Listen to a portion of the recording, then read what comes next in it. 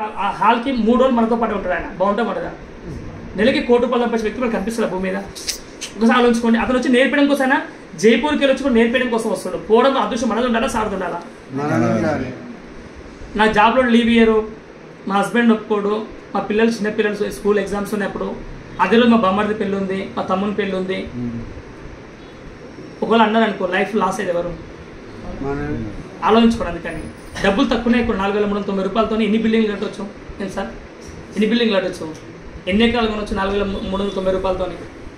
ఎన్ని బట్టలు కొనుక్కోవచ్చు? ఎంత బంగారం కొనుక్కోవచ్చు? పాసిబుల్ అయితే అసలు అది గ్రామ్ బంగారం కూడా వస్తుంది. నాకు తెలిసి ₹6,500 బంగారం, గ్రామ్ బంగారం ఇప్పుడు రేటు పెరిగిపోయినది కూడా. నీ రేటు పెరగాలొద్దా ఫ్యూచర్లో? మీకున్న ట్రెండ్, మీకున్న వాల్యూ పెంచుకోవాలి, మీరు లైఫ్ మార్చుకోవాలనుకుంటే ఆ ₹4,390 ఇన్వెస్ట్ చేయగలిగితే అది ఇన్వెస్ట్మెంట్ కాదు, మీకు ఫుడ్, మీకు నాలెడ్జ్ నేర్చుకోవడం కోసం. అంతే. నాలెడ్జ్ ఫ్రీ, ఓన్లీ ఫుడ్ కోసం, రూమ్ కోసం మాత్రం, హాల్ కోసం పే చేస్తుంటారు. మీతో కాదు కదా.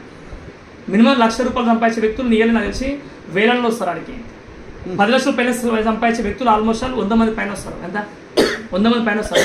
వీళ్ళందరూ నాలెడ్జ్ మనకి ఇస్తే ఎట్లుంటుంది? 3 రోజులు. ఇన్ని రోజులు మనం చెప్తున్నాం కదా, ఈ నెక్ కింద ఫుడ్ లక్షలు పెట్టుబడి పెట్టింది. దీనికి లక్షలు పెట్టినాం. ఈ నెక్ ఉంది కదా, ఈ నెక్ కింద ఈ బాడీకి లక్షలు పెట్టుబడి పెడతా ఉన్నాం. దానివల్ల యూజ్ ఉందా? యూజ్ ఉందా? జస్ట్ ఎనర్జీ అంతే అది. కానీ మైండ్తో గేమ్ ఆడలో ఫ్యూచర్లో కోటీశ్వరులు అవుతారు. ఏమంటున్నాం? మైండ్తో గేమ్ ఆడోళ్ళు. మైండ్తో గేమ్ అంటే మైండ్తో నాలెడ్జ్ నేర్చుకొని సక్సెస్ అయ్యేటోళ్ళే ఎక్కువ ఉంటారు అన్నమాట.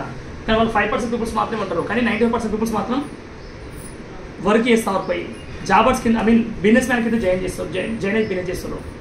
నువ్వు జాబ్ చేయాలా, బిజినెస్ చేయాలా మీ చేతిలో ఉంది. బిజినెస్ చేసే వ్యక్తులు మైండ్ వాడతారు, జాబ్ చేసే వ్యక్తులు ఓన్లీ బాడీ వాడతారు. అంతే.